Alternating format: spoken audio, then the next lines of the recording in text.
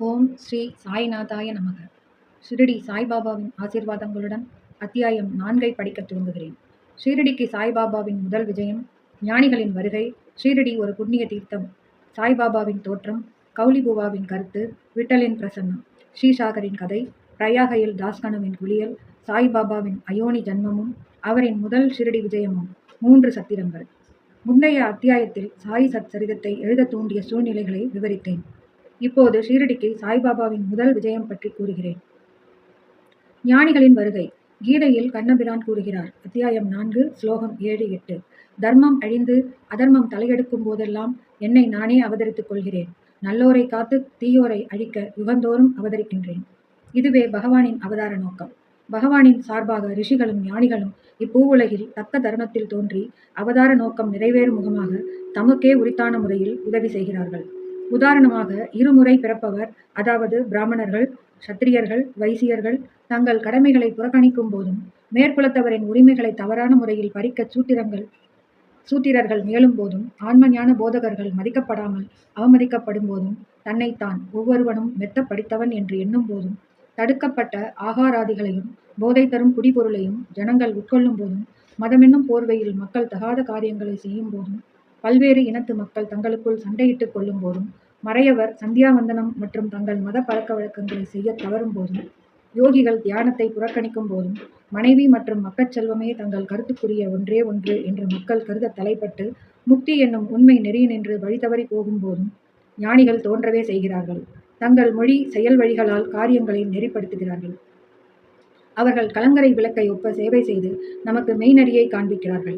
இவ்வாறாக பல ஞானிகள் நிவ்ருதி, ஞானதேவ், முக்தாபாய், நாமதேவ், கோரா, கோனாயி, ஏக்நாத், துகாராம், நரஹரி, நர்சிபாயி, சஜன் கசாயி, சவதா, ராம்தாஸ் மற்றும் பலர் பற்பல காலங்களில் மக்களுக்கு மெய்நெறியை காண்பிக்க தோன்றவே செய்தனர். இவ்வகையில் இறுதியாக ஷிரடி சாய்பாபாவும் விஜயம் செய்தார். ஷீரடி ஒரு புண்ணிய தீர்த்தம். அகமத் நகர் ஜில்லாவில் உள்ள கோதாவரி ஆற்றங்கரை மிகவும் அதிர்ஷ்டம் படைத்ததாகும். ஏனெனில் அது அநேக ஞானிகளை ஈன்றும் புறந்தும் அடைக்கலம் கொடுத்தும் இருக்கிறது. அவர்களுள் முக்கியமானவர் ஞானேஸ்வர். ஷீரடியும் அகமத் நகர் ஜில்லாவில் உள்ள கோபர்காவன் தாலுகாவில்தான் இருக்கிறது. கோபர்காவனில் உள்ள கோதாவரி ஆற்றை கடந்தவுடன் நீங்கள் ஷீரடிக்குள்ள வழியை அடைகிறீர்கள். 9 மைல்கள் சென்றதும் நீன்காவன் அடைகிறீர்கள். அவ்விடத்து நின்று ஷீரடி தெரிகிறது.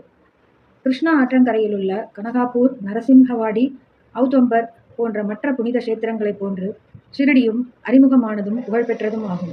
தாமாஜி செழித்து விளங்கியதும் ஆசிர்வதித்ததுமான பண்டரிபுரத்துக்கு அருகில் உள்ள மங்கள்வேடாவை போன்றும், சமர்த்த ராம்தாஸ் சஜ்ஜன்கட்டில் விளங்கியதைப் போன்றும், நரசிம்ஹ சரஸ்வதி நரோச்சிவாடியில் விளங்கியதைப் போன்றும் சாய்நாத் ஷீரடியில் செழித்து விளங்கி அத்தை வாழ்த்தினார். சாய்பாபாவின் சத்வகுண ரூபம். சாய்பாபாவினால் ஷீரடி முக்கியத்துவம் பெற்றது. சாய்பாபா எத்தகைய பண்புள்ளவர் என்பதை காண்போம். கடப்பதற்கு மிகவும் கடினமான இகவாழ்வை அவர் வென்றார். சாந்தி அல்லது மன அமைதியே அவரின் அணிகலன். விவேகத்தின் பெட்டகம். அவர் வைணவ அடியார்களின் தாயகமாவார். அவர் கர்ணனை ஒப்ப வள்ளல்களுள் எல்லாம் தலை சிறந்த வள்ளலாக விளங்கினார். சாராம்சம் அனைத்து நின்றும் பெற்ற சாராம்சமாகவும் இருந்தார். அவருக்கு அழியும் பொருட்கள் மீது ஆசை இல்லை. அவருடைய ஒரே ஈடுபாடான ஆன்ம உணர்விலேயே எப்போதும் கவரப்பட்டார். இவ்வுலக பொருட்களிலோ அல்லது இவ்வுலகத்தை கடந்தவற்றிலோ அவர் மகிழ்ச்சி அடையவில்லை. அவரின் அந்தரங்கம், உள்ளம் ஒரு கண்ணாடி போன்று தூய்மையானது. அவரின் மொழிகள் எப்போதும் அமுதத்தை பெய்தன. பணக்காரர், ஏழை யாவரும் அவருக்கு ஒன்றே. புகழ்ச்சி, இகழ்ச்சி இவற்றை அவர் அறிந்திருக்கவில்லை அல்லது மதிக்கவில்லை. அவரே எல்லா உயிர்கட்கும் இறைவன் ஆவார். அவர் சரளமாக பேசி அனைவருடனும் பழகினார். நடிப்பையே தொழிலாக கொண்ட குமரிகளின் நடிப்பையும் நாட்டியத்தையும் கண்டார். கஜல், தெம்மாங்கு பாடல்களை கேட்டார். ஆயினும் இம்மி அளவும் சமாதி நிலையிலிருந்து அவர் விலகவில்லை. அல்லாவின் நாமம் எப்போதும் அவர் நாவில் இருந்தது. இவ்வுலகம் விழித்திருக்கும் போது அவர் தூங்கினார். இவ்வுலகம் தூங்கும் போது அவர் சுறுசுறுப்பாய் இருந்தார். ஆழ்ந்த கடலை எப்ப அவர் மனம் அமைதியாய் இருந்தது. அவரது இருப்பிடம் தீர்மானிக்க இயலாததாய் இருந்தது மற்றும் அவர் செய்கைகள் நிச்சயமாக புரிந்து கொள்ள இயலாததாய் இருந்தது. அவர் ஓரிடத்தில் வாழ்ந்தார் எனினும் இவ்வுலகின் நடவடிக்கைகள் அனைத்தையும் அவர் அறிவார். அவரின் தர்பார் கவர்ச்சிகரமானது. தினந்தோறும் நூற்றுக்கணக்கான கதைகளை திருவாய் மலர்ந்தார். ஆனாலும் மௌன விரதத்திலிருந்து இம்மி அளவும் பிறழவில்லை. மசூதியில் உள்ள சுவரின் மீது எப்போதும் சாய்ந்து கொண்டிருந்தார். அல்லது காலை, மதியம், மாலை இவ்வேளைகளில் லெண்டி பூந்தோட்டம், சாவடி சயன அறை ஆகியவற்றை நோக்கி நடந்து கொண்டிருந்தார். எப்போதும் ஆன்ம உணர்வில் கருத்துள்ளவராகவே இருந்தார். சித்தராயினும் சாதகரை போன்று நடித்தார். அவர் எளிமையாகவும் தாழ்மையாகவும் அகங்காரமற்றும் இருந்து எல்லோரையும் மகிழ்வித்தார். இவரே நமது சாய்பாபா. ஷீரடி மண் சாய்பாபாவின் திருவடிகளால் மிதிப்பட்டதால் அசாதாரண முக்கியத்துவம் பெற்றது. ஆலந்தியை ஞானேஸ்வரும் பைடனை ஏக்நாத்தும் உயர்த்தியதை ஒப்ப ஷீரடியை சாயி உயர்த்தினார். ஷீரடியின் புல்லின் அரும்புகளும் கற்களும் ஆசீர்வதிக்கப்பட்டவைகள். ஏனெனில் அவைகள் எளிதாக சாயியின் திருவடிகளை முத்தமிட முடியும். திருவடி தூளிகளை தமது தலையில் ஏற்றுக்கொள்ள முடியும். நமது அடியவர்களுக்கு ஷீரடி மற்றுமொரு பண்டரிபுரம், ஜெகந்நாதம், துவாரகை, காசி, ராமேஸ்வரம், பத்ரி, கேதாரம், நாசிக், திரையம்பகேஸ்வரம், உஜ்ஜயினி, மகாகாலேஸ்வர் அல்லது மகாபலேஸ்வர கோகர்ணம் போன்று ஆகியது. ஷீரடியில் சாய்பாபாவுடன் தொடர்பு கொள்வதே நமது வேதமும் தந்திரமும். அஃது இவ்வுலக உணர்வை தனித்து தன்னுணர்வை எளிதில் வழங்குகிறது. சாய்பாபாவின் தரிசனமே நமது யோக சாதனம். அவருடன் பேசுவது நமது பாவங்களை கழித்துறச் செய்யும். அவரின் திருவடிகளுக்கு நறுமண எண்ணெய் தேய்ப்பதே நமது திருவேணி பிரயாகை நீராடல். அவரின் திருவடி தீர்த்தத்தை அருந்துவதனால் நமது ஆசைகள் அற்றுவிடும். அவரின் ஆணையே வேதம். அவர் உதியையும் திருநீற்றுச் சாம்பல் பிரசாதத்தையும் உன்னலே எல்லாவற்றையும் தூய்மையாக்கும். நமக்கு ஆறுதல் அளித்த அவரே நமது கிருஷ்ணர், ராமர். அவரே நமது பரபிரம்மம், பரிபூரணத்துவம். அவர் தாமே மாறுபட்ட இரு வினைகளுக்கு அப்பாற்பட்டவராய் தாழ்த்தப்படாமலும் உயர்த்தப்படாமலும் இருந்தார். எப்போதும் ஆன்மாவில் சத்து சித்து ஆனந்தமாக கவரப்பட்டார். அவரின் இருப்பிடம் ஷீரடியானாலும் அவரின் செயல் இலக்குகள் பறந்து பஞ்சாப், கல்கத்தா, வட இந்தியா, குஜராத், தக்காணம், கன்னடம் ஆகிய வரைக்கும் விரிந்திருந்தது. இவ்வாறாக திக்கட்டும் நெடுந்தூரம் சாயியின் புகழ் பரவி எல்லா பகுதிகளிலிருந்தும் அடியவர் திருக்கூட்டம் அவரின் தரிசனத்தையும் ஆசீர்வாதத்தையும் பெறுவதற்காக வந்தது. அவருடைய தரிசனம் ஒன்றினாலேயே மக்களின் மனம் சுத்தமாக இருப்பினும் இல்லாவிட்டாலும் கணத்தில் அமைதி அடையும். பண்டரிபுர விட்டல் ரகுமாயியை சேவித்த அதே ஈடு இணையற்ற மகிழ்ச்சியை அவர்கள் பெற்றார்கள் என்றால் அது மிகையாகாது. இது போன்ற ஒரு அடியவர் சொல்வதை கேளுங்கள். கௌலி புவாவின் பிரகடனம். ஏறக்குறைய 95 வயதுடைய கௌலி புவா என்னும் ஒரு பக்தர் பண்டரிபுரத்துக்கு வருடந்தோறும் சென்று வருபவர். அவர் பண்டரிபுரத்தில் 8 மாதங்கள் தங்கினார். கங்கை கரையில் ஆடி மாதத்திலிருந்து கார்த்திகை வரை 4 மாதங்கள் தங்கினார். மூட்டைகளை சுமப்பதற்காக ஒரு கழுதையை தன்னுடனும் ஒரு சீடனை துடைவனாகவும் வைத்திருந்தார். ஒவ்வொரு ஆண்டும் தனது பண்டரிபுர விஜயத்தை செய்துவிட்டு ஷிரடிக்கு தான் மிகவும் அன்பு செலுத்திய சாய்பாபாவை பார்க்க வருவார். அவர் பாபாவை உற்று நோக்கி இவ்வாறாக கூறுவது வழக்கம். இவரே ஏழைகளிடத்தும் தீனர்களிடத்தும் கருணை காட்டும் கடவுளான பண்டரிநாத விட்டலின் அவதாரமாவார். கௌலிபுவா விட்டலின் முதிய அடியவர். பண்டரிக்கு அநேக முறை விஜயம் செய்தார். சாய்பாபா பண்டரிநாதரே என்பதை பிரகடனம் செய்தார். விட்டல் தாமே தோன்றினார். இறைவனது நாமத்தை நினைத்து கொண்டிருத்தலிலும் பாடுதலிலும் சாய்பாபா மிகவும் விருப்பமுள்ளவர். அவர் எப்போதும் அல்லா மாலிக், இறைவனே எஜமானன் என்றார். தனது முன்னிலையில் மற்றவர்களை கடவுளது நாமத்தை இரவும் பகலும் தொடர்ந்து 7 நாட்கள் பாடும்படி செய்தார். இதற்கு நாம சப்தாகம் என்று பெயர். ஒருமுறை அவர் தாஸ்கனு மகாராஜை நாம சப்தாகம் செய்யும்படி சொன்னார். 7வது நாளின் முடிவில் விட்டல் பிரசன்னமாவதற்கு உறுதியளித்தால் தான் அதை செய்வதாக அவர் கூறினார். அதற்கு பாபா தமது நெஞ்சின் மேல் கை வைத்து நிச்சயம் விட்டல் பிரசன்னமாவார் என உறுதியளித்து, ஆனால் அந்த பக்தன் ஊக்கமுடையவனாகவும் பக்தி உடையவனாகவும் இருக்க வேண்டும் என்று கூறினார். தாகூர் நாத்தின் தங்கபுரி, விட்டலின் பண்டரி, ரஞ்சோடின் கிருஷ்ணனின் துவாரகை எல்லாம் இங்கே ஷீரடியில் இருக்கின்றன.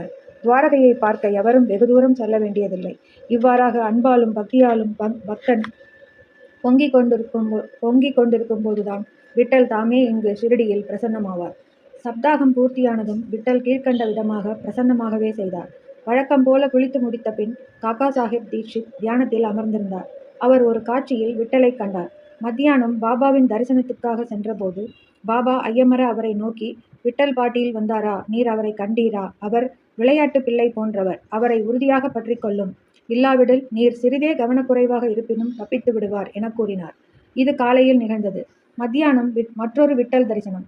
வெளியிலிருந்து ஒரு ஹாக்கர் பொருட்களை கையில் எடுத்துச் சென்று வீதியில் விற்பவன் 25 அல்லது 30 விட்டோபா படங்களை விற்று கொண்டு வந்தான். அப்படம் காக்கா சாஹிப்பின் காட்சியில் தோன்றிய உருவத்துடன் ஒத்து இருந்தது. இதை கண்டும் பாபாவின் மொழிகளை நினைவு கூர்ந்தும் காக்கா சாஹிப் தீட்சித் ஆச்சரியப்பட்டு மகிழ்ச்சியுற்றார். ஒரு படத்தை வாங்கி தனது பூஜை அறையில் வழிபாட்டுக்காக வைத்தார். தானேவின் ஓய்வு பெற்ற மம்லத்தார் பிபி தேவ் தனது ஆராய்ச்சிகளின் மூலம் நிரூபித்திருப்பது, ஷிரடி பண்டரிபுர எல்லைக்குள் இருக்கிறது. பண்டரிபுரமோ துவாரகையின் தென்னக மையம். ஆதலால் ஷிரடியே துவாரகை என்பதாகும். சாய்லீலா சஞ்சிகை தொகுப்பு 14 எண் 123. மேலும் துவாரகையை பற்றிய ஸ்கந்த புராணத்தில் உள்ள மற்றுமொரு குறிப்பு கே. நாராயணன் ஐயர் எழுதிய பாரத வருஷத்தின் நிரந்தர சரித்திரம் என்ற நூலிலிருந்து. எந்த இடத்தின் கதவுகள் 4 வர்ணத்தார்க்கும், பிராமணர், சத்திரியர், வைசியர், சூத்திரர், 4 புருஷார்த்தங்களை தர்மம், அர்த்தம், காமம், மோட்சம் நிறைவேற்றிக் கொள்ள திறக்கப்பட்டிருக்கிறதோ அதுவே துவாரகை என்று தத்துவ ஞானிகளால் அழைக்கப்படுகிறது என்பதாகும். ஷீரடியில் பாபாவின் மசூதியோ 4 வர்ணத்தாருக்கு மட்டுமின்றி நசுக்கப்பட்டோருக்கும் தீண்டத்தகாதவருக்கும் குஷ்டர்களுக்கும் திறக்கப்பட்டிருந்தது. ஆகவே அது துவாரகை என்று மிக பொருத்தமாகவே பெயரிடப்பட்டுள்ளது. பகவந்த்ராவ் ஷீர்சாகரின் கதை. பகவந்த்ராவ் ஷீர்சாகரின் கதை பாபா விட்டல் வழிபாட்டில் எவ்வளவு ஆர்வமுள்ளவராக இருந்தார் என்பதை எடுத்துக் காட்டுகிறது. பகவந்த்ராவின் தந்தையார் விட்டோபாவின் பக்தர். பண்டரிபுரத்துக்கு வருடாந்திர பயணம் செய்யும் பழக்கமுடையவர். தமது வீட்டிலும் விட்டோபாவின் உருவம் வைத்து அவர் வழிபட்டார். அவர் இறந்த பின் அவரது மகன் வருடாந்திர பயணம், வழிபாடு, சிரார்த்தம் முதலியவை அனைத்தையும் நிறுத்திவிட்டார். பகவந்த்ராவ் ஷீரடிக்கு வந்தபோது பாபா அவரது தந்தையை நினைவு கூர்ந்து கூறியதாவது: அவரது தந்தை எனது சிநேகிதன், எனவே நான் அவரை இங்கு இழுத்தேன். அவர் நைவேத்தியம் படைக்காது விட்டலையும் என்னையும் பட்டினி போட்டார். எனவே அவரை நான் இங்கு கொணர்ந்தேன். அவருடன் வாதாடி வழிபாடு செய்ய வைப்பேன். தாஸ்கனுவின் பிரயாகை குளியல். கங்கையும் யமுனையும் சந்திக்கும் இடத்திலுள்ள பிரயாகை என்னும் புண்ணிய நதியில் ஸ்நானம் செய்வது மிகவும் பாக்கியமானது என்று இந்துக்கள் நினைக்கிறார்கள். ஆயிரக்கணக்கான யாத்ரீகர்கள் குறிப்பிட்ட காலங்களில் புண்ணிய ஸ்நானத்திற்காக அவ்விடம் செல்கிறார்கள். ஒருமுறை தாஸ்கனு தான் ஸ்நானம் செய்வதற்காக பிரயாகை போக வேண்டும் என்று நினைத்தார். பாபாவிடம் அங்கனமே செய்வதற்கு அனுமதி வேண்டி வந்தார். பாபா அவருக்கு சொல்லிய பதில்: அவ்வளவு தூரம் போக வேண்டிய அவசியமில்லை. நமது பிரயாகை இங்கேயே இருக்கிறது. என்னை நம்பு என்றார். அப்போது ஆச்சரியத்திலும் ஆச்சரியம். தாஸ்கனு தனது தலையை பாபாவின் அடிகளில் வைத்ததும் கங்கை, யமுனை ஆறுகளின் புனித நீர் பாபாவின் 2 கட்டை விரல்களிலிருந்து சீராக வெளிப்பட்டது. இவ்வாச்சரியத்தை கண்ணுற்ற தாஸ்கனு அன்பு ஆழ்ந்த மரியாதை உணர்ச்சியால் பெரிதும் கவரப்பட்டார். அவர் கண்கள் நீரால் நிறைந்தன. அந்தரங்கத்தில் அவர் உணர்ச்சியால் உந்தப்பட்டார். அவருடைய பேச்சு பாபாவின் புகழையும் அவரின் லீலைகளையும் குறிப்பிடும் கவிதையாக பொங்கி வெளிப்பட்டது. சாய்பாபாவின் அயோனி ஜன்மமும் அவரின் முதல் ஷிரடி விஜயமும். சாய்பாபாவின் பெற்றோர், பிறந்த இடம் இவற்றை பற்றி ஒருவருக்கும் தெரியாது. பல விசாரணைகள் செய்யப்பட்டன. பாபாவிடமும் மற்றவர்களிடமும் பல கேள்விகள் கேட்கப்பட்டன. ஆனால் திருப்தியான பதிலோ செய்திகளோ இதுவரை கிடைக்கவில்லை. வழக்கத்தில் இவைகளை பற்றி நமக்கு ஒன்றும் தெரியாது. சாதாரண மனிதர்களை ஒப்ப நாமதேவர், கபீர் முதலியோர் பிறக்கவில்லை. அவர்கள் சிசுக்களாக முத்துக்களின் தாயினிடத்தில் ஆற்றில் காணப்பட்டார்கள். நாமதேவ் கோனாயியால் பிம்ராதி ஆற்றிலும், கபீர் தமால் என்பவரால் பாகீரதி ஆற்றிலும் கண்டெடுக்கப்பட்டார்கள். சாய்பாபாவின் விஷயமும் அதையொத்ததாகும். பக்தர்களுக்காக ஒரு வேப்ப மரத்தடியில் 16 வயது இளைஞனாக தாமே முதலில் தோன்றினார். அப்போதே பிரம்ம ஞானத்தால் நிரம்பியவராக காணப்பட்டார். கனவிலும் இவ்வுலக பொருட்களின் ஆசை அவருக்கு இல்லை. மாயையை அவர் உதைத்து தள்ளினார். முக்தி அவர் தம் காலடியில் பணி செய்தது. ஷீரடியை சேர்ந்தவரும் நானா சோப்தாரின் தாயாருமாகிய ஒரு பாட்டி அவரை கீழ்க்கண்ட விதமாக வர்ணிக்கிறார். அழகும் சுறுசுறுப்பும் மிகுந்த சுந்தரமும் உடைய இவ்விளைஞன் முதலில் வேப்ப மரத்தின் அடியில் ஆசனத்தில் அமர்ந்திருந்தவாறு காணப்பட்டான். அக்கிராமத்து மக்கள் இத்தகைய இளம் வயது உடையவன் வெப்பத்தையோ குளிரையோ பொருட்படுத்தாது அத்தகைய கடின பயிற்சி பழகுவதை கண்ணுற்று ஆச்சரியத்தால் தாக்கப்பட்டனர். பகலில் ஒருவருடனும் பழகுவதில்லை. இரவில் ஒருவருக்கும் அஞ்சுவதில்லை. இவ்விளைஞன் எங்கிருந்து வந்தான் என்று மக்கள் ஆச்சரியப்பட்டு கேட்டுக்கொண்டனர். ஒரு சாதாரண கவனிப்பே அவன் மீது எல்லோரும் அன்பு கொள்ளும் அளவிற்கு அவனுடைய உருவாம்சங்களெல்லாம் அத்தகைய சுந்தரம் பொருந்தியதாக இருந்தது. அவன் ஒருவர் வீட்டுக்கும் செல்வதில்லை. எப்போதும் வேப்ப மரத்தடியிலேயே உட்கார்ந்திருந்தான். வெளித்தோற்றத்திற்கு இளைஞனாக காணப்பட்டான். ஆயினும் அவன் செய்கைகள் உண்மையிலேயே அவன் ஒரு பரமாத்மா என்பதை வெளியிட்டன. அவன் வேண்டுதல் வேண்டாமையின் பருப்பொருளாகவும் அனைவருக்கும் ஒரு மர்மமாகவும் இருந்தான். ஒரு நாள் கண்டோபா கடவுள் ஒரு அடியவனிடம் சாமி பிடித்தது. ஜனங்கள் அவரை, தெய்வமே, இவ்விளைஞனின் தந்தை யார்? அவன் எப்போது வந்தான் என்பதை நீர் தயவு செய்து விசாரியும் என கேட்கத் துவங்கினர். கண்டோபா அவர்களை ஒரு மண்வெட்டி கொணரச் சொல்லி ஒரு குறிப்பிட்ட இடத்தை தோண்டச் சொன்னார். அங்கனமே தோண்டப்பட்ட போது செங்கற்கள் காணப்பட்டன. அதற்கடியில் சமதள கல் ஒன்றும் இருந்தது. இந்த கல் அப்புறப்படுத்தப்பட்டதும் ஒரு நிலைக்கதவு தெரிந்தது. அதில் 4 சமயி 5 முக விளக்குகள் எரிந்து கொண்டிருந்தன. அது ஒரு நிலவறைக்கு அழைத்துச் சென்றது. அதில் ஜபமாலைகள், அவற்றை வைத்து ஜபம் செய்யும் பசுமுக உருவப்பைகள், மரப்பலகைகள் முதலியவை காணப்பட்டன. கண்டோபா கடவுள் கூறியதாவது: இவ்விளைஞன் இங்கு 12 ஆண்டுகளாக பயிற்சி செய்தான். பிறகு ஜனங்கள் அவ்விளைஞனிடம் இதை பற்றி கேட்க துவங்கினர். அவன் அவர்களை திசை திருப்பி அது தன்னுடைய குருவின் இடம், குருஸ்தான் என்றும் அவருடைய புனிதமான வாதன் என்றும் அதை நன்றாக பாதுகாக்கும்படியும் வேண்டிக் கொண்டான். ஜனங்கள் அப்போது கதவை முன்பிருந்தபடியே மூடிவிட்டனர். அரசமரமும் அத்திமரமும் புனிதமாய் இருப்பது போல் பாபா வேப்ப மரத்தையும் அதே அளவில் புனிதமாக கருதி அதையே பெரிதும் விரும்பினார். மகள்சாபதியும் மற்ற அடியவர்களும் அவ்விடத்தை பாபாவின் குருநாதர் சமாதி அடைந்த இடமாக கருதி சாஷ்டாங்க சரணம் செய்தனர். 3 வாதாக்கள். 1. வேப்பமரம் இருக்குமிடமும் அதை சுற்றியுள்ள இடமும் ஹரி விநாயக் சாதே அவர்களால் வாங்கப்பட்டு சாதேயின் வாதா என்ற பெயரில் ஒரு பெரிய கட்டிடம் எழுப்பப்பட்டது. அங்கு திரண்ட புனித யாத்ரிகர்களுக்கு அது ஒன்றே தங்கும் இடமாயிருந்தது. ஒரு பார் மேடை வேப்பமரத்தை சுற்றி கட்டப்பட்டது. தங்கும் இடமும் படிக்கட்டுகளுடன் அமைக்கப்பட்டது.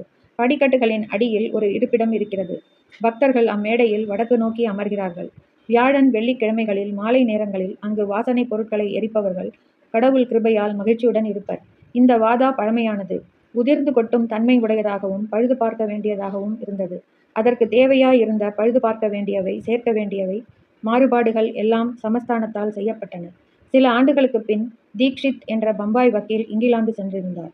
அங்கு நேரிட்ட ஒரு விபத்தில் தனது காலை முறித்துக் கொண்டார். இக்காயம் எந்த விதத்திலும் குணப்படும் வழியை காணவில்லை. நானா சாஹேப் சந்தோர்கர் சாய்பாபாவிடம் முயற்சிக்கும்படி அறிவுறுத்தினார். எனவே அவர் 1909 சாய்பாபாவைக் கண்டு தனது கால் ஊனத்தை விட தனது மன ஊனத்தை குணமாக்கும்படி வேண்டிக் கொண்டார். சாய்பாபாவின் தரிசனத்தால் மகிழ்ச்சியுற்று ஷிரடியிலேயே தங்கிவிட முடிவு செய்தார். எனவே தனக்காகவும் அடியவர்களுக்காகவும் ஒரு வாதாவை எழுப்பினார். 10/2/1910 அன்று அக்கட்டிடத்திற்கு அஸ்திவாரம் இடப்பட்டது. இந்த நாளில் மற்ற 2 முக்கிய சம்பவங்கள் நிகழ்ந்தன. தாத்தா சாஹேப் கபர்டே தனது வீடு திரும்புவதற்கு அனுமதி அளிக்கப்பட்டார். சாவடியில் இரவு ஆரத்தி தொடங்கியது. இந்த வாதா கட்டி முடிக்கப்பட்டு 1911 ராமநவமி தினத்தில் உரிய மரியாதைகளுடனும் சம்பிரதாயங்களுடனும் பிரவேசம் செய்யப்பட்டது. நாக்பூரை சேர்ந்த புகழ்பெற்ற லட்சாதிபதியான பூட்டி அவர்களால் மற்றொரு வாதா அல்லது அரண்மனை மாளிகையும் எழுப்பப்பட்டது. ஏராளமாக பணம் இக்கட்டிடத்திற்கு செலவிடப்பட்டது. ஏனெனில் சாய்பாபாவின் உடல் இவ்விடத்தில்தான் அடக்கம் செய்யப்பட்டு இருக்கிறது. இது தற்போது சமாதி கோவில், சமாதி மந்திர் என வழங்கப்படுகிறது. இவ்விடத்தில் பாபா தண்ணீர் விட்டு கவனித்து வந்த ஓர் பூந்தோட்டம் இருந்தது. முன்னர் ஒன்றுமே இல்லாத இடத்தில் 3 வாதாக்கள் எழும்பின. இவை எல்லாவற்றிலும் ஆரம்ப காலத்தில் அனைவருக்கும் சாதேவின் வாதாவே நிரம்ப பயன்பட்டது.